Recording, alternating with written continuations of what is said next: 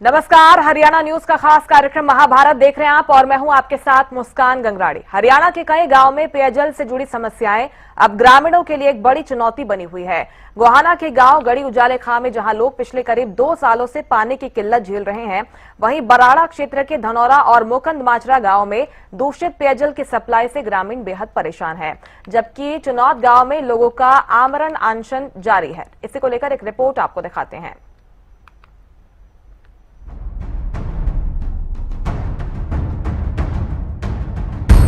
गोहाना के गांव गड़ी उजाले खां में पेयजल संकट लगातार गहराता जा रहा है। ग्रामीणों का कहना है कि गांव की पुरानी पाइपलाइन अब बढ़ती जरूरतों के अनुरूप पानी की आपूर्ति नहीं कर पा रही है। पिछले करीब 2 वर्षों से लोग पर्याप्त पानी के लिए संघर्ष कर रहे हैं। हालात ऐसे हैं कि पीने के पानी के साथ साथ नहाने, कपड़े धोने और पशुओं के लिए भी पानी जुटाना मुश्किल हो गया है। कई परिवारों को जेट पंप या अन्य घरों से पानी लेने के लिए मजबूर होना पड़ रहा है। पानी की समस्या कई साल हो गए, एक घूट पानी नहीं आता। दूसरे के जेट पंप पर लिया हुआ है, कोई भरन दे कोई ना भरन दे। हम बहुत परेशान हो गए, कई साल हो गए। हमने जाओ है अरे हमने इन्वेटर ला दे हैं, 3 जगह जा दिए हम। कदे खेता में तलिया, कदे कितने तलिया, डांगर भी है, हमारे बच्चे भी है भाई, और भी लत्ते कपड़े भी धोना हमें मुश्किल हो रही है एक दिन। अधिकारी तो कह रहे हैं लाइन पास हुई आपकी। वहीं बराड़ा के धनौरा और मुकंद माजरा गाँवों में समस्या पानी की कमी नहीं बल्कि दूषित पेयजल की है। ग्रामीणों का आरोप है कि जर्जर पाइपलाइन के कारण सप्लाई में गंदा और सीवर युक्त पानी मिल रहा है, जिससे लोगों के स्वास्थ्य पर खतरा मंडरा रहा है और बीमारियों की आशंका भी बढ़ गई है। ग्रामीणों का कहना है कि दोनों क्षेत्रों में कई बार संबंधित विभागों और प्रशासन को शिकायतें दी गई, लेकिन समस्याओं का स्थायी समाधान नहीं हो पाया। ऑनलाइन पोर्टल और सीएम विंडो पर शिकायतों के बावजूद हालात में कोई खास सुधार देखने को नहीं मिला है। दिक्कत तो ये हो रही है जी, यहाँ पर सारा गंदा पानी इकट्ठा हो रहा है और नालियों में जाते पानी अंदर जावा टूटिया के पैपा में, वो बीमार हो रहे सारे बच्चे। सुन सुनाई कोई नहीं करता, गरीब आदमी है। कितने दिन हो गए जी? इन्हों तो बहुत दिन हो गए जी, बहुत टाइम हो गया। 2-3 बारी कंप्लेंट करवा दी गाँव वाले ने, कोई सुनाई नहीं करता। समस्या जी आपकी? समस्या है जी, ये पानी ना जी सारी पाइपलाइन टूट रही और हमने कई बार इनकी एप्लीकेशन भी दे दी जी, कोई सुनाई नहीं है। जिसकी ऐसे आवा टंका लाजा फिर ये टूट रहा है, बस ऐसे या कभी ना बंद हुआ ना हुआ। बहुत समस्या, इतनी गंदा पानी पी रहे जी, बिल्कुल बिल्कुल जहरी जी। देख लो जी, तो सबके सामने है जी, बहुत बंदे बीमार हो रहे जी।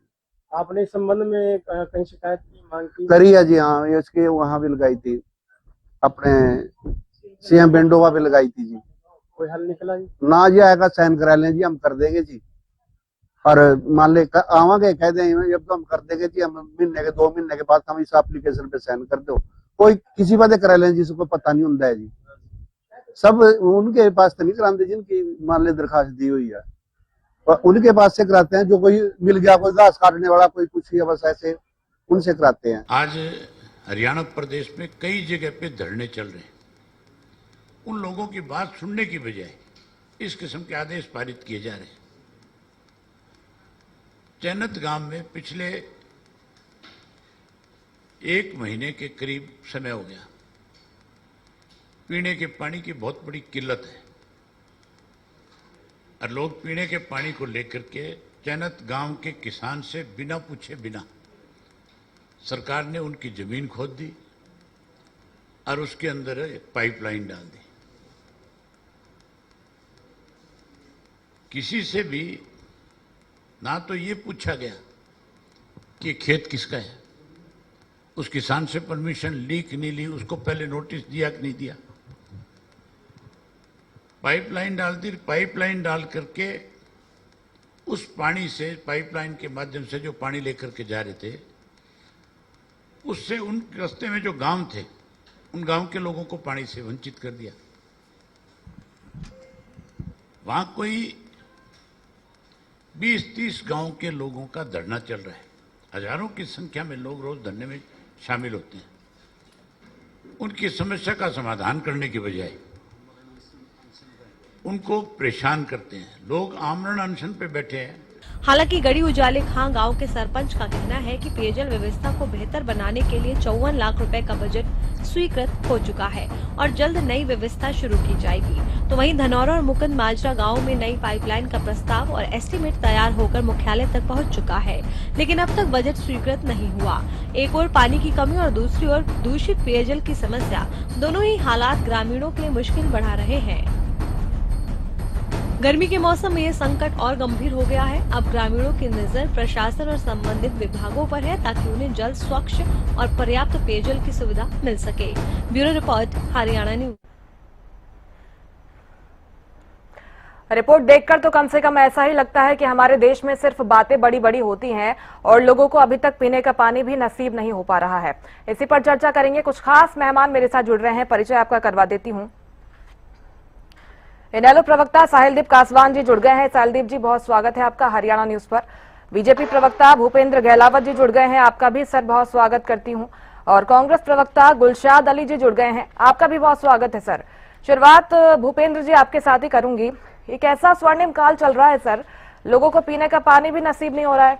क्या कुछ वजह है कि 2 साल से लोग शिकायत कर रहे हैं, सीएम विंडो तक पर शिकायत कर दी गई, लेकिन अभी भी परेशानी बरकरार है? मैं आपको, पैनलिस्ट साथियों को और हरियाणा के जो दर्शक और दूसरे प्रदेशों के दर्शक हैं उनको राम राम करता हूं। ये मेरी आवाज रिपीट हो रही है, इसको ठीक कराओ। हम तक ठीक आ रही है सर, करवाते हैं दुरुस्त। आवाज आपको रिपीट आ रही है सर? परेशानी है? ये रिपीट हो, अभी ठीक है? हाँ सर बोलिए। अभी ठीक, बोलिए बोलिए। फिर शुरू होगी। देखिए, मैं तो ये कहता हूँ, हमारी सरकार जो है वो ग्रामीण विकास पर ज्यादा फोकस रखती है। और जब आदरणीय नरेंद्र मोदी जी देश के प्रधानमंत्री बने तो सबसे पहला उन्होंने जो काम किया, हर घर में नल से जल देने का काम किया। ये सबसे बड़ी योजना हमारे देश और प्रदेश में लागू है। जब से हमारे यहाँ आदरणीय नायब सैनी जी आए हैं, उनका तो विशेष फोकस गाँव के विकास की तरफ है। मैं ये कहता हूँ, कुछ समस्याएं समय समय पर आ जाती है, उनको तुरंत ठीक कराने का हमारी सरकार काम करती है। और हमारी सरकार का उद्देश्य ये है कि किसी भी गांव में कोई भी दिक्कत ना हो। अगर दिक्कत होती है और कोई अधिकारी अगर लापरवाही करते हैं तो उसको सस्पेंड भी किया जाता है। 2 साल हो गए सर, 2 साल हो गए हैं। चाहे आमरण अनशन की मैं बात कर लूं, 25 दिन बीत चुके हैं, लोग आमरण अनशन पर बैठे हुए हैं। आप गंभीरता समझ सकते हैं कि अभी तक कुछ ठोस कार्रवाई हो जानी चाहिए थी। अभी भी आप ये कह रहे हैं कि कोई अधिकारी लापरवाही बरतेगा तो उस पर कार्रवाई होगी। कार्रवाई कर चुके हैं मुस्कान जी, जिन्होंने लापरवाही की उनको कार्रवाई करके उनको सस्पेंड कर दिया गया। और कुछ विशेष मांग उन्होंने रखी है। फिर भी आदरणीय नायब सैनी जी ने 7 करोड़ रुपए से नवीनीकरण कराने की मंजूरी दे चुके हैं। और भाखड़ा जो लाइन है उससे 10 इंच की पाइपलाइन स्पेशल तौर पर अलग से कनेक्शन, सारे काम अलग करके थे और गांव में पानी पहुंचाने की व्यवस्था पर काम शुरू हो गया और सारी मांगे उनकी मान ली है। लेकिन मैं तो ये कहता हूँ, कुछ विपक्ष के लोग हैं जिनका काम ही ये होता है, अब वो बेरोजगार हैं, तो उनका काम ये होता है कि कहीं गांव में जाएंगे और कहीं धरने प्रदर्शनों में जाकर के लोगों को भड़काने का काम करते हैं। मैं तो गांव की जनता से अपील करना चाहता हूँ कि आपका समाधान सरकार ने कर दिया, कुछ समय लगेगा। सारी जैसे आपने कहा वैसे ही पाइपलाइन का और दूसरे काम नवीनीकरण का प्रस्ताव पास कर दिया, पैसा पास कर दिया है और तुरंत उस पर काम शुरू हो जाएगा, कोई दिक्कत नहीं आएगी। और जनता को बहकावे में नहीं आना चाहिए। कोई भी काम आप इम्प्लीमेंट करते हैं क्योंकि उनकी स्पेशल डिमांड है। अगर कोई जनरल बात होती है तो तुरंत कार्रवाई होती है। अगर आपको भी पता है बजट का भी सैंक्शन होता है, दूसरी बात भी होती है। लेकिन अब सारे काम उनके पूरे हो गए हैं, उनको जल्द से जल्द अलग से लाइन से पानी मिलने का काम होगा, इसमें किसी किस्म की कोई शंका नहीं है। और लोगों को मैं आश्वस्त करता हूँ और लोगों से प्रार्थना करता हूँ कि उनको विपक्ष के बहकावे में नहीं आना चाहिए। हमारी सरकार, प्रदेश की सरकार आदरणीय नरेंद्र मोदी के सेंटर में और हरियाणा प्रदेश में आदरणीय नायब सैनी जी के नेतृत्व में गांव के ऊपर विशेष फोकस किए हुए है। और किसी भी गांव के आदमी को, किसी भी गांव को कोई दिक्कत ना हो, उसको प्राथमिकता के आधार पर सभी कार्य करने के लिए हमारी सरकार कृत संकल्प है और सरकार बिल्कुल इसका समाधान कर रही है। इसमें किसी किस्म की कोई दिक्कत नहीं आएगी। अगर किसी अफसर ने दोबारा से लापरवाही करने की कोशिश की तो उसको सस्पेंड, टर्मिनेट करने का काम सरकार करने से नहीं हिचकेगी। और लोगों को मैं आश्वस्त करना चाहता हूँ कि जल्द से जल्द आपकी समस्या का समाधान हो जाए। चलिए, अच्छी बात है। साहिलदीप जी, आपने सुना होगा क्या कुछ कह रहे हैं। वो कह रहे हैं कि हमारी सरकार में अगर कुछ लापरवाही दिखाई देती है, कहीं कोई अधिकारी कोताही बरतता भी है, तो जैसे ही संज्ञान में आता है वैसे ही कार्रवाई हो जाती है। और विपक्ष हमेशा की तरह उनका आरोप है कि भ्रम फैलाने का काम कर रहा है। इस मामले में भी उन्होंने कुछ यही कहा। मुस्कान जी, आपको नमस्कार। आपके माध्यम से सभी प्रवक्ता साथियों को हमारे बहुत बहुत नमस्कार है। और मुस्कान जी, ये इनकी बड़ी आदत रही है। ये तो बीजेपी के लोग हैं, ये झूठ बहुत बढ़िया बोलते हैं और आंख में आंख मिला के झूठ बोलते हैं। और जो ये बार बार ऐसे कह रही है ना कि हम तो अफसरों का इस्तीफा मांग लेंगे, हम तो ये कर देंगे, नैतिकता के आधार के ऊपर आप सबसे पहले इस्तीफा मांगिए वहां के विधायक विनोद बिहाड़ा जी का, जो एक बिजनेसमैन, एक कॉलोनाइजर विधायक है। किसानों की जमीनें हड़प के कॉलोनियां काट रहे हैं। दूसरा, आप इस्तीफा मांगिए श्रुति चौधरी जी का, जो जल संसाधन मंत्री है। अरे आपको शर्म आनी चाहिए। ये समस्या भी कल शुरू नहीं हुई। आप खुद कह रहे हो 2 साल से ऊपर का समय हो चुके हैं और पिछले 1 महीने से ऊपर के समय के अंदर हमारे किसान वहां धरने के ऊपर बैठे हैं। दूसरी बात, ये बार बार ये कह रहे हैं राजनीति हो रही है, राजनीति हो रही है। पूरे गांव के हजारों लोग, जिसमें हमारी माताएं बहनें भी शामिल है, हमारे बच्चे भी शामिल है, धरने के ऊपर बैठे हैं। वो राजनीति करने के लिए नहीं बैठे, वो अपने अधिकार मांगने के लिए वो बैठे हैं। आज आपकी सरकार किसानों को पानी देने में विफल साबित हुई है।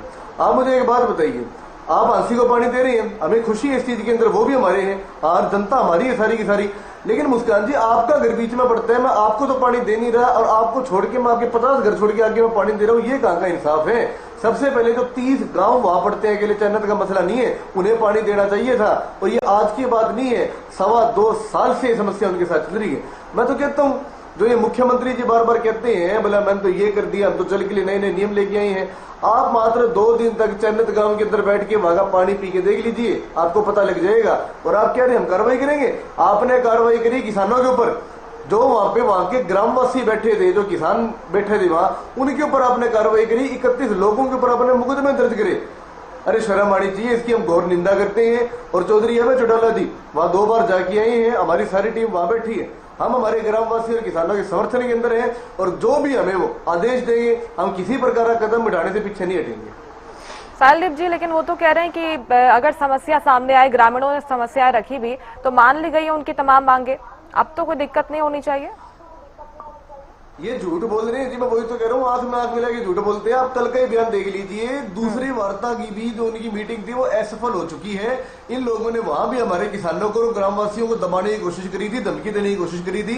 कोई भी वार्ता सफल नहीं हुई किसी प्रकार से। जो ग्रामवासियों की अपील थी, जो अपना हक मांग रहे थे, वो ये लोग मानने के लिए तैयार है ही नहीं। अब उसको चेक करिए, ग्रामवासी खुद इस चीज का बयान दे रहे हैं, हमारी कोई मांग नहीं माननी गई। अब उसको देखिए एक बार, ये लोग झूठ बोल रहे हैं। बताइए, आप झूठ कह रहे हैं भूपेंद्र जी? देखिए, ये तो रिकॉर्ड की बात है। 7 करोड़ रुपए नवीकरण के लिए बजट पास हो गया और बाकी उनके पास सामने प्रस्ताव है 10 इंच की लाइन अलग से बिजली का कनेक्शन होगा, सभी अलग से नहीं। चीज होकर ये के जो मांग की आप बात कर रहे हैं, ये तो ग्रामीणों की मुख्य मांग है ही नहीं। वो तो जो पाइपलाइन जा रही है, उस पाइपलाइन से अपने गांव को पानी देने की बात कर रहे हैं। ये वाली मांग जो है, इस पर अड़े हुए हैं ग्रामीण, इसे माना गया है क्या? देखिए, सरकार को ने बिल्कुल प्रस्ताव किया है कि 10 इंच की लाइन, भाखड़ा लाइन जो गई हुई है, उससे जोड़कर सीधी तौर पर उस गांव को पानी सप्लाई करने की बात कही है। और इसके लिए सरकार बिल्कुल प्रतिबद्ध है। सरकार, किसानों को बात माननी चाहिए ताकि काम शुरू हो सके। और उसके लिए भी सरकार ने प्रस्ताव मान लिया। सरकार 10 इंच की लाइन दबा करके अलग से बिजली का कनेक्शन, सभी काम अलग से होंगे। और पानी से देने के लिए उस 10 इंच की लाइन से सरकार तैयार है और लोगों को सहयोग करना चाहिए ताकि पानी मिले। इनका काम तो ये है, लोकदल के साथी बोल रहे थे, ये तो कस्सी तसले लेके भाखड़ा नहर भी खोदने गए थे। ये ड्रामा करने का काम करते हैं। इनको लोगों की समस्याओं से कोई लेना देना नहीं होता। मैं तो फिर भी जनता को आश्वस्त करना चाहता हूँ, गाँव के भाई हमारे भाई हैं। जो सरकार ने प्रपोजल रखी है, वैसे की कोई दिक्कत नहीं। सरकार का सहयोग करें और जल्दी से जल्दी पानी आने का काम सरकार करेगी। मुख्य बात तो यह है ना सर कि पानी के लिए भी लोगों को आमरण अनशन पर बैठना पड़ रहा है और आप कह रहे हैं कि अगर कोई समस्याएं आती हैं तो सुलझाई जा रही है। लौटूंगी आपके पास। गुलशाद अली जी, इस पूरे घटनाक्रम पर आपका क्या कुछ कहना है, क्योंकि ये एक जगह नहीं है, कई ऐसी खबरें सामने आई हैं जहां पर लोगों को दूषित पेयजल मिल रहा है, पानी के लिए लोग परेशान हो रहे हैं और आमरण अनशन तक पर उन्हें बैठना पड़ रहा है। क्या कुछ कहेंगे आप? नमस्कार और मेरे साथी प्रवक्ताओं को मेरी तरफ से नमस्कार आदाब। तो आज का जो आपका विषय है पेयजल संकट, आज के टाइम में आप देखिए कि 40-45 के बीच में टेम्परेचर है और गर्मी का क्या आलम है। अभी मेरे साथी बीजेपी के प्रवक्ता हमारे जो बड़े भाई हैं भूपेंद्र गहलावत जी, तो वो कह रहे थे कि भाई हमने उसमें पैसा पास कर दिया है, 4 करोड़ रुपए स्वीकृत कर दिए गए हैं और अभी अगले महीने में ये चीज हो जाएगी। मैं ये पूछना चाहता हूँ, क्या पानी के बिना एक दिन भी जीवन संभव है? हवा के बिना तो 1 मिनट भी संभव नहीं है और पानी के बिना भी 1 दिन संभव नहीं है। तो आप अगर इतनी गर्मी के अंदर अगर आपको पीने का पानी भी सरकार मुहैया नहीं करा रही, तो ये नामीबिया जैसे एक तरह से वो समझ लीजिए कि नामीबिया और जो अफ्रीकन कंट्री है उस तरीके के एक तरह से हालात पैदा हो गए हैं।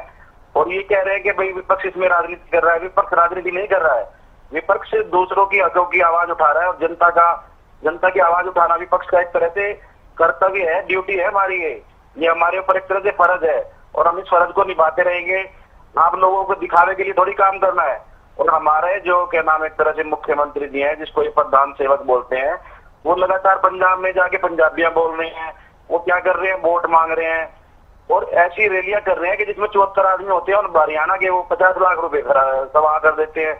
जनता की गाड़ी कमाई इन्होंने पंजाब में लुटाई और हमें क्या कर दिया, हमें पानी के लिए तरसा दिया। तो इस सरकार को चाहिए कि ये 24 घंटे में से अगर 18 घंटे पंजाब में लगा रहे हैं तो 6 घंटे जो लगा रहे हैं उसको 12 घंटे तो कर दीजिए कम से कम।